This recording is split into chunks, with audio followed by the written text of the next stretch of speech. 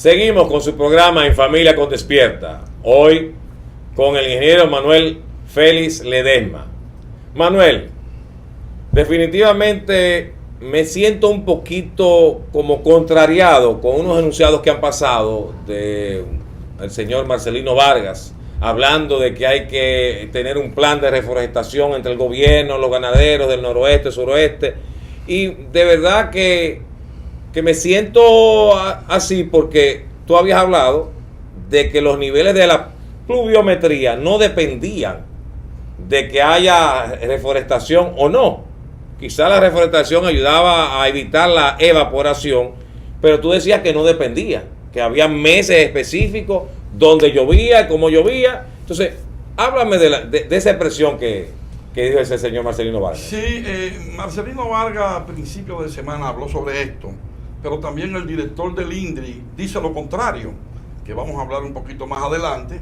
Uno habla de reforestar para que llueva y otro quiere que venga una tormenta pero sin viento, para que haya agua en los embalses de República Dominicana. Y es indiscutible, a mí realmente me apena, porque no quiero venir ahora a venir aquí a filosofar y a demostrar que estoy por encima de un conocimiento, pero la parte técnica tenemos que cuidarla. Y yo inicio diciéndote que, fíjate, hay dos razonamientos que en términos de lo que es tú exponer una argumentación científica que sea valedera y tú transmitirla como una verdad para tú llegar a soluciones y condiciones reales. Para eso hay dos figuras, que es primero lo que es el sofista y luego lo que es el paralogista. El sofista es aquel que transmite un argumento que no es real, si no es real es falso, pero que lo hace de una manera capciosa, de una manera malintencionada, de una manera que él, sabiendo que no es así, lo sigue transmitiendo y hace el daño. Ahora, el paralogista hace lo mismo, emite un argumento que no es real, que no se corresponde con la realidad, pero no lo hace de una manera capciosa, no lo hace de una manera intencional, sino que prácticamente que por desconocimiento. Yo soy un ignorante, déjame decirte, en muchas áreas de la ciencia. Eso yo no puedo sentirme mal. Bueno, pero óyeme, entonces, uno de los dos a los que tú te refieres actualmente es un ministro de gobierno.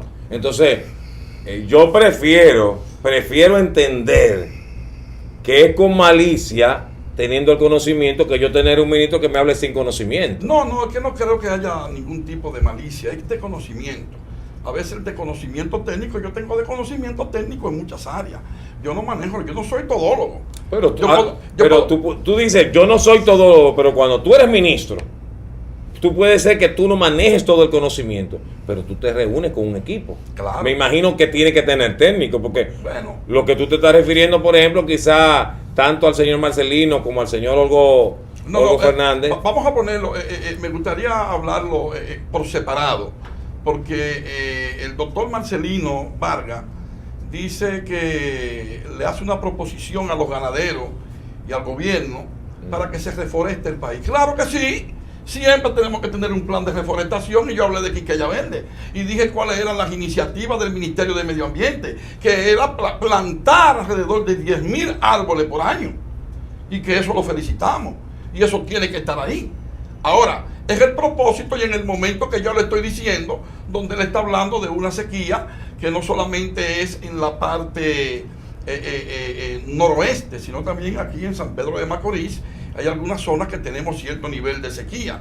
Vamos más adelante a definir qué es lo que es sequía y a definir qué tipo de sequía se presentan. Entonces, ¿cómo es posible que yo esté diciendo que en este momento, para prevenir futuras sequías, vamos a reforestar? Es lo que te dije los otros días. Te dije los otros días que la vegetación, ¿qué es? La precipitación no es una consecuencia de la vegetación, sino la vegetación es una consecuencia de la precipitación. Y hablé de 8 factores que tenían que ver con el 95% de la precipitación que caía sobre el territorio de la República Dominicana. Y ahí mencioné las cuñas, las dorsales, el tipo de precipitación orográfica, la precipitación convectiva, la litoral, hablé inclusive del niño, de la niña, de los ciclones, de los huracanes, de los frentes, y hablé inclusive del centro intertropical de convergencia. No voy a repetir eso, pero son una serie de factores que son los verdaderos aportadores de la precipitación en la República Dominicana. Si tú te fijas, también inclusive dije que el mes más lluvioso para la República Dominicana es mayo. Tradicionalmente es mayo. Y que el segundo mes más lluvioso es octubre. Luego agosto y septiembre en el mes que estamos. Hay que esperar. Indiscutiblemente es para mí muy cuesta arriba entender que se estén emitiendo informaciones de este nivel y que verdaderamente, como dije, hay muchos profesionales que siguen haciéndolo y que están reforestando, no solamente con el propósito equivocado de que estamos llamando el agua, sí para preservar el agua, sí para preservar la escorrentía superficial, sí para preservar el suelo, sí para preservar una serie de cosas y tener caudales que cuando tenemos el suelo descubierto de una cobertura vegetal, vamos a perder esa cobertura vegetal por lo que es la erosividad. Pero no podemos estar hablando ya en pleno siglo XXI que estamos reforestando y vamos a reforestar para que llueva en las condiciones de lo que es la República Dominicana. La sequía entonces es un ciclo que se va a desenvolver independientemente haya o no forestación. Eso es lo que tú me estás hablando. Bueno, no, es que la sequía corresponde a factores exógenos. Si nosotros pudiéramos adivinar cuándo viene o establecer cuándo viene la sequía, prácticamente tuviéramos todos los correctivos del lugar. Pero por ejemplo, nosotros sabemos, por ejemplo, cuándo vienen los huracanes. No, si tú me estás hablando, es que nosotros sabemos que la temporada de huracanes inicia el 1 de junio y concluye el último día del mes de noviembre. Perfecto, pero te refiero esto a que hay ciertos elementos que ya a nivel mundial se dice, bueno, miren, la formación en tal sitio se comenzaron a formar tal o cual fenómeno. No hay una especie de medición para decirte, bueno, mira, por ciertos factores que se están dando a nivel mundial o en la región, puede venir tal o cual tiempo de sequía. No. Mira, fíjate, eso entra en la línea de lo que se llama los pronósticos. Pero estoy hablando ya de los pronósticos meteorológicos. Si tú te pones a ver antes de que iniciara la temporada ciclónica, no es el tema de lo que estamos hablando ahora, pero la Oficina Nacional de Meteorología y la NOAA dieron un pronóstico de esta temporada. Tú coges los periódicos y ellos hablaron prácticamente que íbamos a tener alrededor de entre 15, 14, 17 formaciones de lo que son tormentas y que podíamos tener de 5 a 6 huracanes.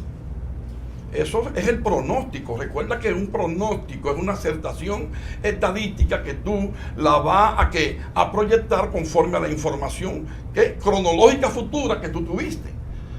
Y realmente... Bueno, eso te ayuda entonces a decir, bueno, va a haber un poquito de agua independientemente de la reforestación. Pero no se ha dado en este año. Ya. El pronóstico para este año no se ha dado, pero gloria a Dios que no se ha dado el pronóstico desde ese punto de vista. ¿Por qué? Porque nosotros sabemos qué pasa cuando tenemos un huracán sobre el territorio dominicano.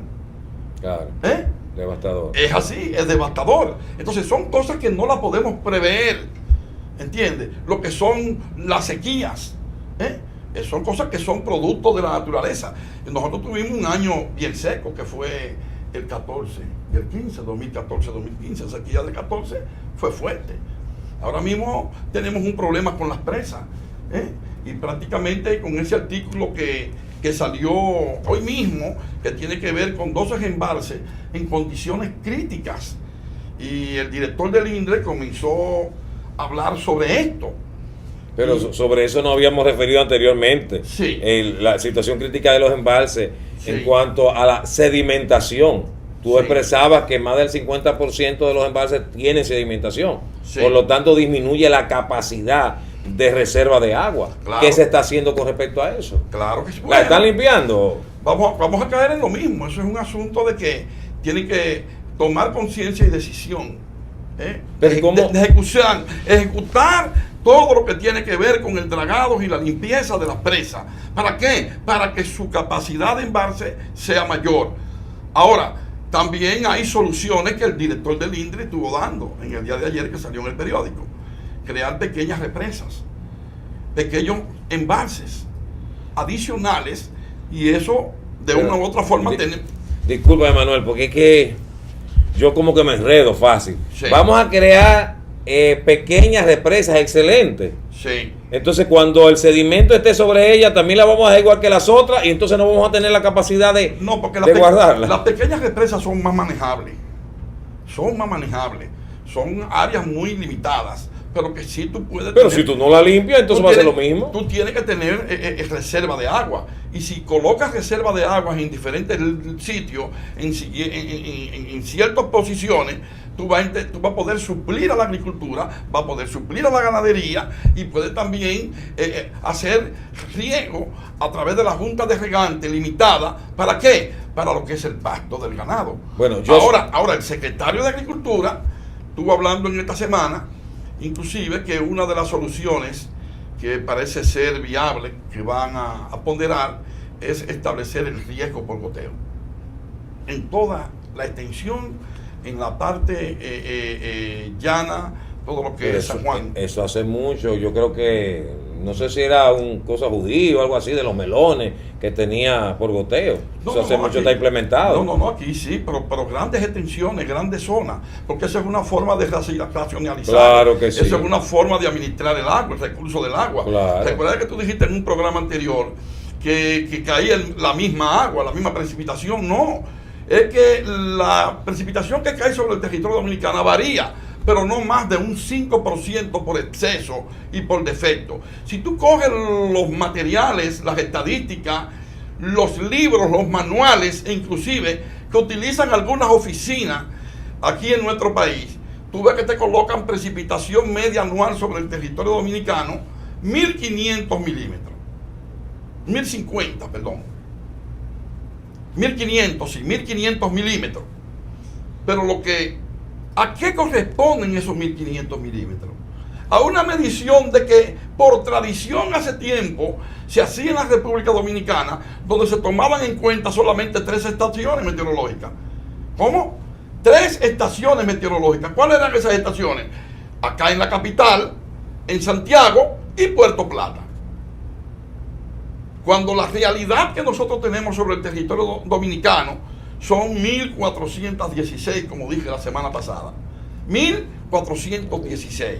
Entonces, si yo estoy bajo una precipitación que conozco, y conozco el Q, la cantidad de agua que tengo sobre mi territorio, y no hago los estudios correspondientes de año tras año, de dar informaciones precisas sobre esto, entonces hay mucha gente que para el uso, los ingenieros agrónomos, los zootecnistas, los pecuarios, los forestales, todo aquello que van a utilizar lo que se llaman las URP, las unidades de recursos para la planificación, no la tienen a tiempo. Entonces, creo que tanto la Oficina Nacional de Meteorología, así como el INDRI, y otro organismo que tenga que ver con este tipo de información, tienen que estar actualizados. Mira, que yo tenga entendido, el último balance hídrico que se hizo sobre la República Dominicana, que se haya publicado, fue en el año 1990. Epa. 1990. Se hizo a uno en el año 1967, 1980, 1990. Después yo no he visto un material que refleje todo lo que es un balance hídrico sobre el territorio dominicano actualizado. Bien. Entonces, ¿qué oficinas se encargan de esto para que estas informaciones sean reveladas y sean puntualizadas? ¿Para qué? Para el uso profesional. Los ingenieros agrónomos, los forestales, como dije anteriormente, los pecuarios. Claro. Todo profesional que va a utilizar este recurso tiene que manejar cierto nivel de precisión, pero esto de la sequía escapa a las manos del hombre. Todos estos fenómenos representan lo que es la mano de Dios. La limpieza de esa sedimentación de las presas es muy costosa. Bueno, yo no te puedo decir, no tengo la experiencia y si se ha hecho otras veces, porque a mí me gustaría saber cada que cierto tiempo, ¿verdad? Se revisa eso y se limpia no tengo esa información con precisión, de verdad. no la tengo, no te puedo decir, pero cueste lo que cueste, es una responsabilidad del INDRI de hacer el trabajo de limpieza de la presa. Oye, Olgo, cueste lo que cueste, vamos a limpiar las presas. Volvemos en breve.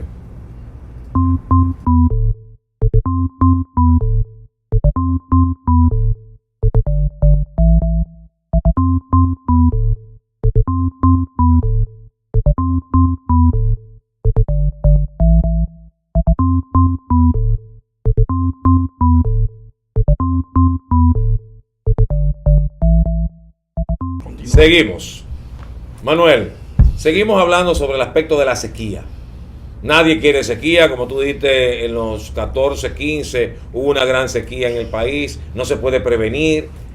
Pero ¿qué cosas sí podemos hacer con respecto a eso? Sí, fíjate, primero tenemos que saber clasificar la sequía, cuáles son los tipos de sequía que hay. Y tenemos, porque vamos a definir qué es sequía. O sea, entendemos que las sequías son de diferentes tipos. La primera es la meteorológica, sequía meteorológica.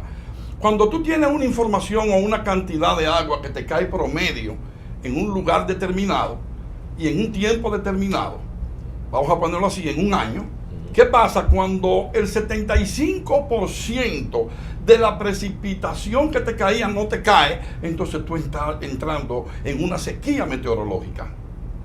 ¿Entiendes? Okay. Y luego de aquí entonces tenemos lo que es la sequía hidrológica, también tenemos lo que es la sequía agrícola o hidroedáfica, ¿ves? Por asunto del suelo, qué cantidad de agua retiene el suelo y con relación a lo que es su nivel de su capa freática, que no vamos a entrar en eso. Y la hidrológica, para que diga una pequeña semblanza de lo que es la sequía hidrológica. Sí, los otros días hablamos aproximadamente de lo que era la evaporación, lo que era la evapotranspiración, después de haberse evaporado y transpirado el agua, esa agua que está disponible, que tenemos actualmente en el suelo, ¿qué va a pasar con ella? Esa hidrológica, ahí tenemos lo que son las corrientes de los ríos, los lagos, toda esa agua que vamos a manejar y que vamos a depositar.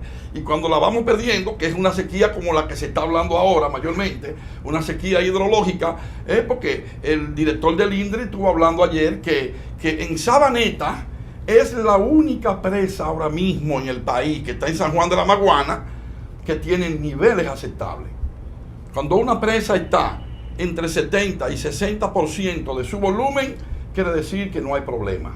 Pero cuando una presa comienza a estar por debajo del 50%, hay crisis. Y entonces también eso revela los niveles de sequía.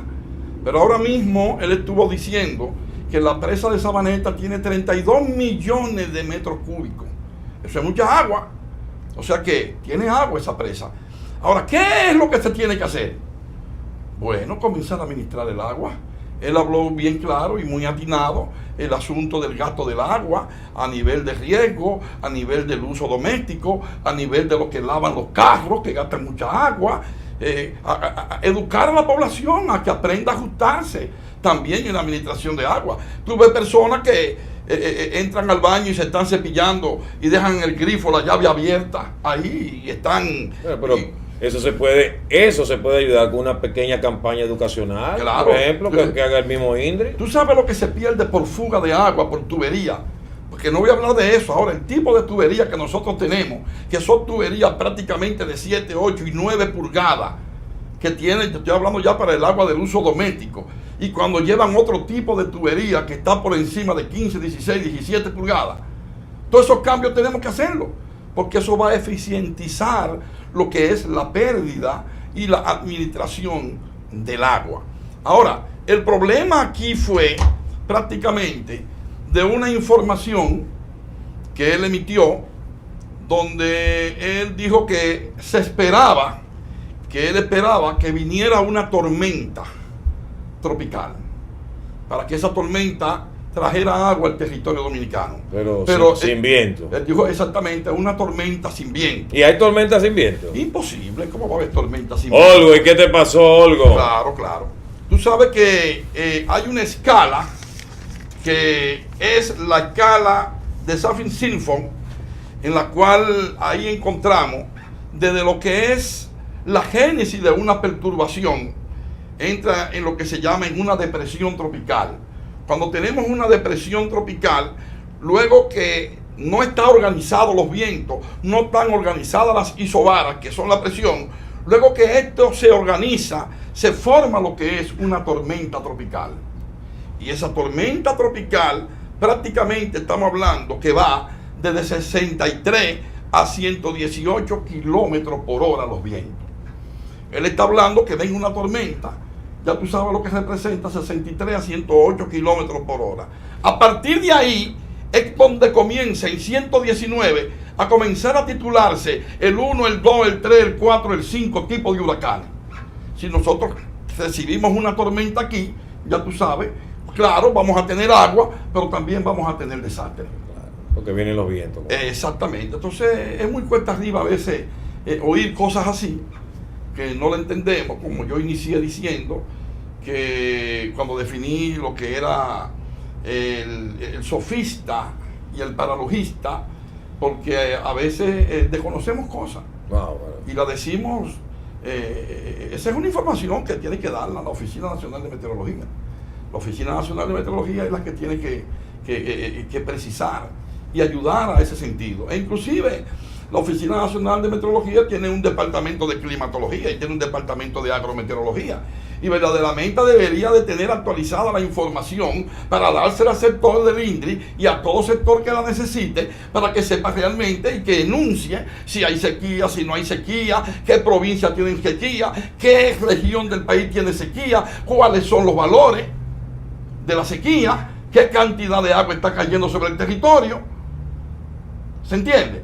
¿Y entonces qué tendría que hacer el INDRI con respecto a esa información? Bueno, traducirla y realmente hablar con una propiedad regional y provincial de lo que está pasando en la realidad. Porque si a mí me caen en una zona, en este mes que pasó, que fue agosto, ¿no verdad?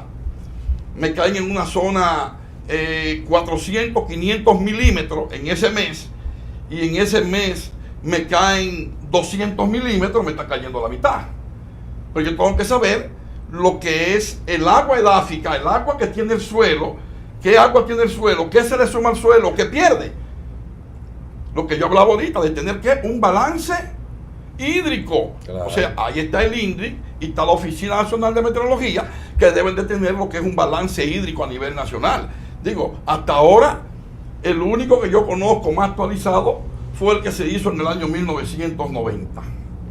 De allá para acá no he visto ningún otro balance hídrico. ¿Y quién ayuda a tener ese balance hídrico? No, o sea, no, se lo puede resolver la Oficina Nacional de Meteorología y el INDRI.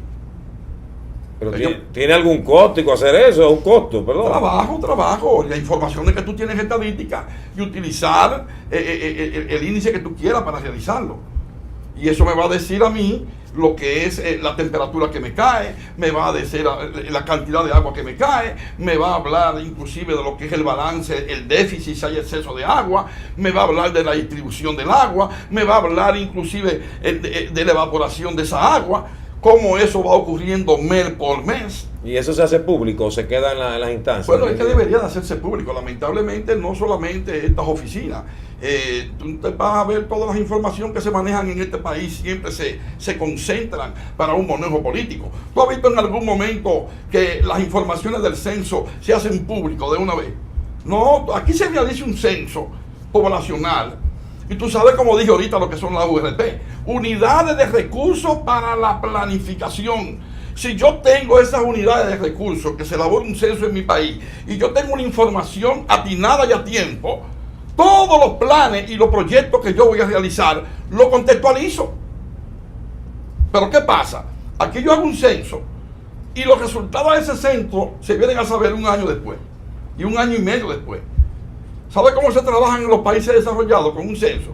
Se hace un censo ahora, y no pasan más de un mes y medio, 2 meses, y toda la información está analizada. Ahora, esa información, el que trabaja en construcción va a utilizar su información, el que trabaja en agricultura va a utilizar su información, el que trabaja en climatología la utiliza. Hay 10.000 formas de cómo utilizar esa información del censo por paraje, por provincia, por municipio, todo. Pero es que es un mal de nosotros, que no soltamos la información, la manejamos muy personal, muy a lo privado. Esa información hasta ayuda a un proceso educativo, porque si la persona sabe que, por ejemplo, en ese balance hidrológico que vamos a tener, bueno, va a haber sequía, se va preparando el agricultor, se va preparando los tipos de campesinos, las ciudades pueden, limpiar las mismas presas y quitar la sedimentación para tener mayor almacenaje del agua. O sea que quizá por eso él no lo hace, porque no tiene el conocimiento. Si se hizo el último en el 90, ya entonces es un problema. Y que mira, que prácticamente el tiempo de lluvia se nos va.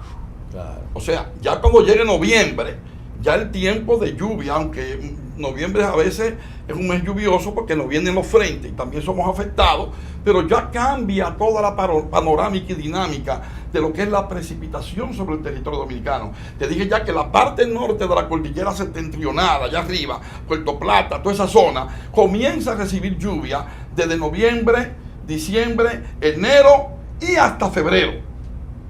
Pero ya comienza a cesar la precipitación. Desde que tenemos diciembre, enero, febrero, ya no hay lluvia aquí, marzo también. Ya a partir de abril y mayo es cuando comenzamos a tener la precipitación. Por eso tenemos que tener planificación para poder tener reserva y poder manejar todo lo que es el recurso agua. Bien. Bueno, definitivamente al director del INDRI le queda mucho por hacer. No queremos... Yo quiero pensar que el desconocimiento es adrede cuando él habla así, porque me imagino que él es un técnico en el área y que debe tener muchísimos recursos ni tú ni yo quizás tenemos para manejarlo. A cualquiera se le va una palabra, a mí se me puede ir una palabra, a cualquiera. No somos todólogos. Como dije, yo inicié porque esa no es la animosidad de deslucir. Bueno, sino que a veces otra persona que lo lea y diga, caramba, ¿cómo es posible que alguien esté pidiendo que una tormenta venga sin vientos? Sí, pero vuelvo y te repito, o sea, ellos son la cara en su área. Él es la cara de una dirección del INDRI, que a ti se te puede ir la palabra, pero a él no. Al presidente de la República no se le puede ir la palabra. A mí se me puede ir la palabra. O sea, se supone que él está trabajando con un equipo que va a recibir, mira, vamos a revisarle el promotor de sus relaciones públicas, lo que usted va a decir, cómo lo va a decir, un redactor, por ejemplo, si no lo sabe. Somos humanos, a veces hablamos de una manera sorpresiva. Bueno, está bien. Nos encontramos con un periodista con una pregunta. Olgo, no es nada personal, pero límpianos las presas. Eso es lo único que nosotros necesitamos. En sequía vamos a limpiar las presas para que cuando vengan las lluvias tú tengas suficiente para los embalses. Y también comienza a hacer el rediseño de represar ríos que no se vayan directamente al mar, sino que comencemos a represar. Definitivamente el tema agua aquí es muy delicado porque necesitamos sembrar. Cuando nosotros comenzamos a ver, como dije, me había expresado anteriormente, que el presidente de los Estados Unidos le dijo al generalísimo que este era el granero del Caribe y de América, y mira, que volvamos a tenerlo. Y mira, Fernando, déjame decir esto último, y si en algo podemos levantar las manos en los diferentes gobiernos que hemos tenido en el área de servicio, que verdaderamente la factura está indexada, que hay un subsidio en esa factura, es en la del agua. El costo de producción de 1 metro cúbico de agua está cerca ahora mismo de 30 pesos.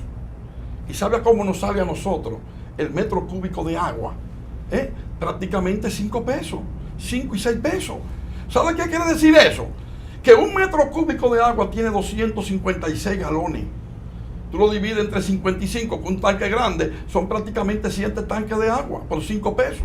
Eso es un regalo. Eso es un verdadero servicio. Sí, pero tú sabes que ese es el problema de nuestro país. Yo no quiero que me regalen nada. Yo quiero pagarlo a 30. Y ese 25% del Producto Interno Bruto que se va en corrupción, se lo devuelvan al pueblo y que la gente tenga empleo para pagar. Porque ese es el problema. Vamos a subvaluarle esto. No, a la gente con bonogas, no, que la gente tenga los cuartos para pagarla. Yo no tengo que gastarte ningún bonogas. Que tú tengas la decencia. Yo tengo un trabajo que me está dando lo que yo necesito para vivir. Entonces, no nos sigan acostumbrando a darnos nada. Queremos pagarlo todo, pero vamos a hacer las cosas como se deben hacer. Ese es mi entender, tú sabes. Bueno. Los americanos tienen todo y la gente se faja. El alquiler es muy caro. Y mire el agua, el contador, ciérrame esa llave, porque hay una cultura, porque le va a costar. Nosotros no a la comunidad hagámosle fiesta.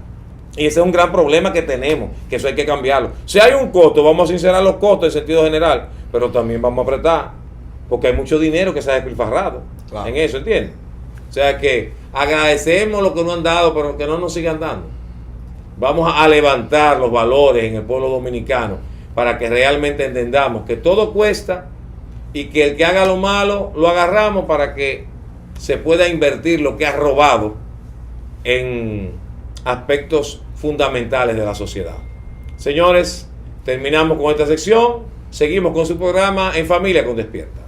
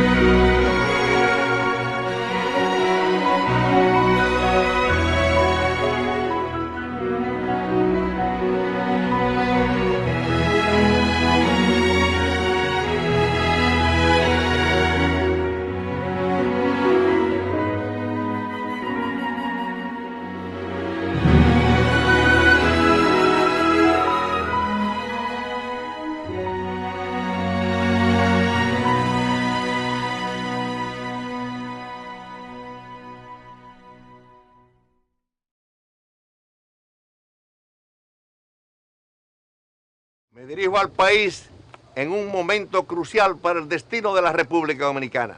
Lo haré, como es mi costumbre, apegado a la verdad, con la esperanza de que mis palabras contribuyan a mejorar el presente y construir un mejor futuro para nuestras familias a través del trabajo honesto. Los ciudadanos dominicanos estamos obligados a escoger entre la esperanza y el miedo, entre el orden y el desorden, entre la seguridad y el caos. Esta elección significa hacer de una vez y por todas los cambios que nuestra sociedad necesita. Por supuesto, no es la primera vez que en la República Dominicana enfrentamos desafíos que nos obligan a tomar decisiones trascendentales. En efecto, a lo largo de la historia hemos luchado para hacer realidad esta patria, sembrando nuestro suelo de amor, sudor y sangre, para cultivar nuestro ideal libertario. Hemos sabido defender nuestra soberanía con coraje frente a las agresiones extranjeras. Todo ello en la esperanza de poder vivir en una nación justa y próspera. Sin embargo, hoy nuestro futuro está amenazado por una paradoja que ha sido creada por un grupo encabezado por el Partido de la Liberación Dominicano. Permítanme explicar con la franqueza que me caracteriza en qué consiste esa paradoja. Me refiero a que a pesar del crecimiento económico, la patria de la gente, la mayoría de la gente siente en carne propia cómo la calidad de sus vidas se deteriora, empujada por la corrupción, la impunidad y la inseguridad que nos afecta. La mayoría está agobiada por la falta de empleos y el irresistible costo de la vida. Todos sentimos el miedo creado por la violencia, especialmente la violencia contra la mujer. Mientras eso ocurre, nos sentimos indignados cuando un grupo nos estruja en la cara su malavida riqueza y sus fortunas acumuladas, sustrayendo la riqueza del pueblo dominicano. A esos indolentes que se roban los recursos públicos, la gente les pregunta una vez más, ¿de dónde está su proclamada vocación de servicio al pueblo? Hasta ahora, la hiriente respuesta de ese grupo ha sido la arrogancia, la ostentación y la prepotencia. Esa desbordada soberbia que ese grupo le conduce a violar todas las normas civilizadas, tanto lo de la ley como de la moral y la decencia. Es oportuno preguntar, ¿qué tenemos que hacer para poner a esta desgracia y retomar el camino del orden, de la decencia, de la ley, para convertir en realidad nuestra esperanza? Para alcanzar ese objetivo, solo nos queda el camino genuinamente democrático, la movilización de ciudadanos. Esa movilización está llamada a marcar el comienzo de una transición necesaria para lograr que la República Dominicana sea un país próspero y justo como lo quiere la gente. Ahora bien, ¿qué significa la transición necesaria? La transición significa, en primer lugar, tener instituciones sólidas, integradas por personas idóneas, honestas, independientes y con una genuina vocación de servicio. La creación de instituciones fuertes y transparentes garantizará el cumplimiento estricto de las leyes y la aplicación del régimen de consecuencias que ellas establecen. Eso es especialmente importante en el campo de la justicia. Hoy todas nuestras instituciones están secuestradas por el Partido de la Liberación Dominicana, que solo las usa para su beneficio particular. En segundo lugar, la transición consiste en la lucha decidida y frontal contra la corrupción y la impunidad. El principio de tolerancia cero frente a esos males debe ser un componente esencial de la transición. Ese combate contra la corrupción y la impunidad tenemos que librarlo, caiga quien caiga. En tercer lugar, la transición tiene que garantizar la creación de oportunidades para los proyectos e iniciativas que contribuyan a crear riquezas y mejorar la calidad de vida. Para tal fin, se deberá enfatizar la creación de empleo de calidad, el aumento de las exportaciones, el mejoramiento de los servicios de salud y educación y el mejoramiento de la calidad de la vivienda. Al mismo tiempo, la transición tiene que enfrentar de manera efectiva el crimen y la delincuencia para lograr la seguridad ciudadana. Por último, la transición significa la promoción de la ciudadanía activa. En efecto, poco sirven las leyes y los proyectos de desarrollo si los ciudadanos no participamos en la conducción de la cosa pública en procura del bien común. Esta ciudadanía activa tiene obligatoriamente que crear un ambiente de confianza entre los partidos políticos, las instituciones públicas, la sociedad civil y los movimientos sociales. Sin embargo, para hacer posible la transición, debemos trabajar para fortalecer la calidad de nuestra democracia. Para ello debemos crear espacios donde crezcan las virtudes de las ideas, se afiancen las libertades públicas y se respeten los derechos económicos, sociales y políticos del pueblo dominicano. En efecto, la Constitución Dominicana establece, de nuestra nación establece clara el Estado social y democrático del derecho. El PLD ha impedido el ejercicio pleno de estos derechos. Como consecuencia de esa mala práctica de gobernar, a más de la mitad de la población se le niega el derecho a un trabajo digno. Como consecuencia de esa mala forma de gobernar, más de 1 millón de personas viven en viviendas vulnerables. Como consecuencia de esa mala forma de gobernar, cientos de miles de dominicanos no reciben los servicios de salud que requieren. Como consecuencia de esa mala forma de gobernar, a todos, sin distinción de clases, se le impide ejercer el derecho de vivir en un país seguro y el derecho a vivir sin temor.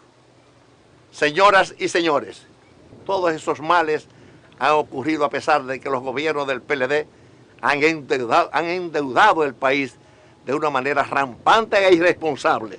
En efecto, expertos nacionales e internacionales han demostrado que la República Dominicana dedica más del 50% del Producto Bruto Interno al pago de la deuda externa. Eso constituye una grave amenaza para la sostenibilidad de nuestro desarrollo y para el futuro del pueblo dominicano. Revertir esa dañina tendencia tendrá que ser una prioridad para la transición que proponemos. La alternativa a ese endeudamiento improductivo y pernicioso es invertir los recursos del Estado en los sectores productivos nacionales y enfocar el gasto para beneficio de la gente. Un sector que necesita de esa reorientación del gasto es el de nuestros jóvenes. Para nuestros jóvenes, la transición significa o significará garantizarle un trabajo digno. También significará tener el apoyo directo del Estado para que puedan formarse en universidades y escuelas técnicas y acceder, obviamente, al mercado de trabajo con equidad de oportunidades. A los jóvenes que buscan hacer realidad sus proyectos como emprendedores, la transición les dará todo el apoyo para hacer realidad sus sueños. De igual manera, a nuestra juventud, la transición garantizará la creación de espacios para los deportes, el arte y la cultura. Para la mujer dominicana, la transición significa la garantía de un trabajo digno y equitativo. Para ella, la transición debe ser sinónimo de la seguridad que necesita, de oportunidades para capacitarse y trabajar y de facilidades para establecer sus propias empresas y el derecho a ser tratada con respeto. Para la mujer dominicana, la transición servirá para enfrentar el drama de la violencia que afecta a miles de mujeres dominicanas. Esa violencia que ocurre cada día en nuestras calles muchas veces lleva inseguridad y dolor a los hogares. Otro importante sector que se beneficiará de la transición es el conformado por los empresarios dominicanos. Los empresarios, tanto los grandes como los pequeños, y del sector pujante de las MIPYMES, serán llamados a ser parte esencial del proceso de la transición. El apoyo que daré a la transición a nuestros empresarios tiene que ver con la competitividad, el costo de la energía, la capacidad de innovar, la sostenibilidad de las exportaciones, la calidad de los recursos humanos, la aplicación de tecnología apropiada y la seguridad jurídica. La seguridad jurídica. A los productores agrícolas, la transición les dará garantía para tener financiamiento adecuado, seguridad de mercado, seguridad del mercado, asistencia técnica oportuna y capacitación como forma de asegurar la rentabilidad. La solución que dará a la transición a los problemas del mundo rural, además de aumentar la rentabilidad de la producción, estará basada en un modelo de desarrollo rural integrado que sirva para mejorar la calidad de vida de los pobladores rurales. Siendo la sostenibilidad del medio ambiente y la preservación de los recursos naturales fundamentales para nuestro desarrollo integral, ambos serán prioritarios en las políticas públicas de la transición. Una problemática que la transición está llamada a resolver es la baja inversión del gobierno en muchas regiones del país.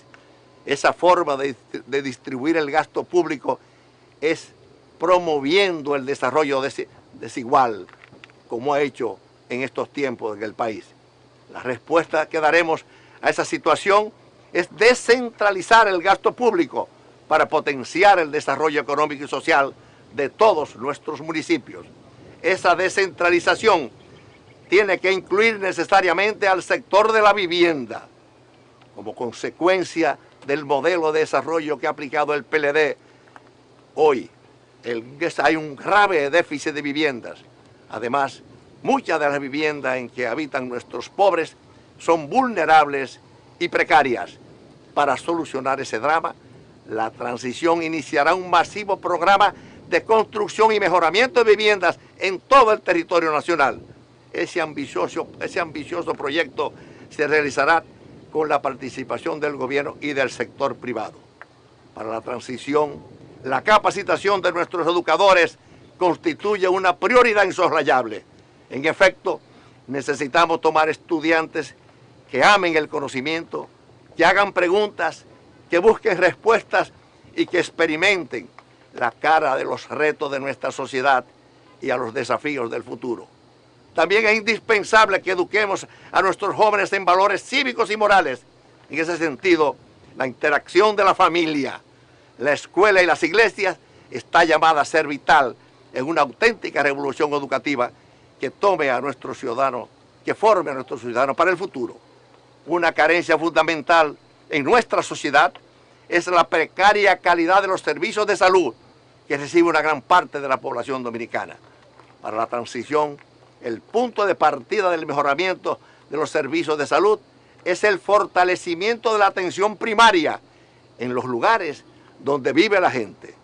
Eso debe ser la puerta de entrada al sistema de seguridad social. Obviamente, la calidad de los servicios de salud es inseparable del aumento sustancial de los salarios y el mejoramiento de las condiciones de trabajo de todo el personal de salud. El desarrollo integral de nuestro país requiere que el gobierno apoye de manera decidida los deportes, las artes y la cultura. Para tal fin, la transición deberá proveer instalaciones y facilidades en todos los municipios para que la gente pueda practicar deportes, aprender destrezas artísticas, celebrar la riqueza de nuestra cultura y cultivar nuestra identidad como dominicanos. Un tema que preocupa al país de manera particular es el de la migración.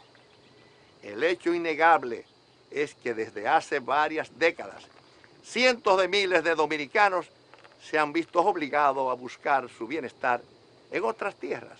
Estos hermanos nuestros han hecho un gran aporte al desarrollo del país y de sus familias.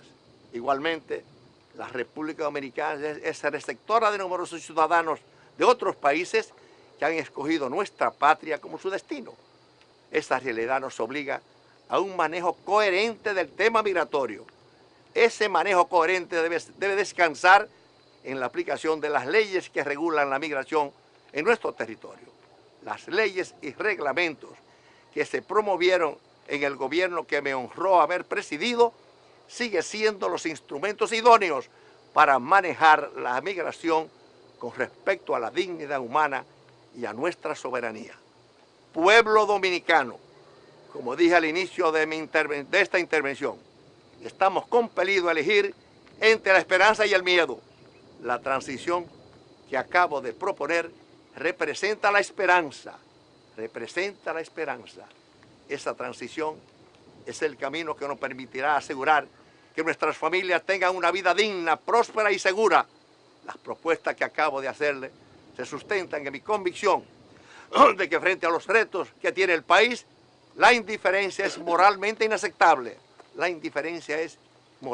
inaceptable. Esa convicción me ha servido para ser solidario y trabajar sin descanso para servir a los demás, especialmente a los más necesitados. Esa convicción también me ha servido para poner los intereses de mi país por encima de mis propios intereses. Por esta razón, he tomado la decisión de buscar la nominación a la presidencia de la República en las elecciones del año 2020. Por esa razón, repito, he tomado la firme decisión de buscar la nominación a la presidencia de la República en las elecciones del año 2020.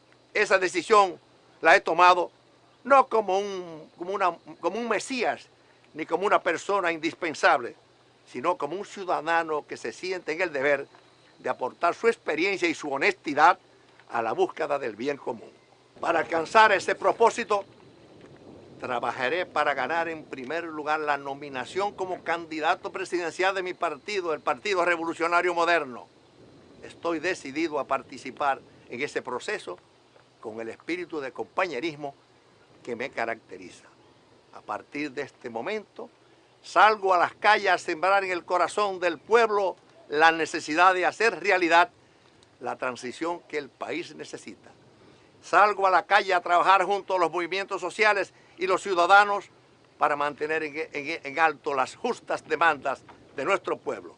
Salgo a la calle a respaldar a los compañeros y compañeras del Partido Revolucionario Moderno en sus aspiraciones para las elecciones municipales y congresuales. Salgo a la calle a trabajar para fortalecer el joven y vigoroso Partido Revolucionario Moderno que ha logrado con persistencia y coraje convertirse en una verdadera opción de poder. Este es el momento para salir de los gobernantes indolentes.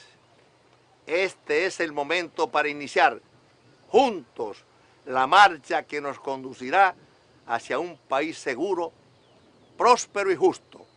Dominicanas y dominicanos, este es el momento para que, tomados de las manos, derrotemos la corrupción y la impunidad. Que nos una la esperanza y que Dios bendiga a todo nuestro pueblo.